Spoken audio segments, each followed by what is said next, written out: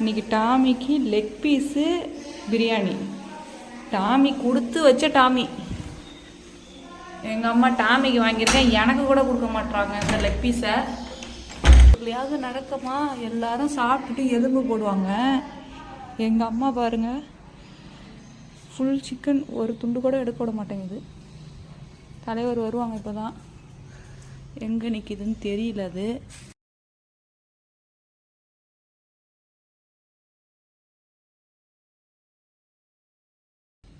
வந்துட்டிங்களா? வாங்க மகாராஜா, உங்களுக்கு தான் விருந்து படையலே இருக்குது. வாங்க. சரி, கேட்டை திறந்துட்டேன். தள்ளு, கதை தர, கதை தர.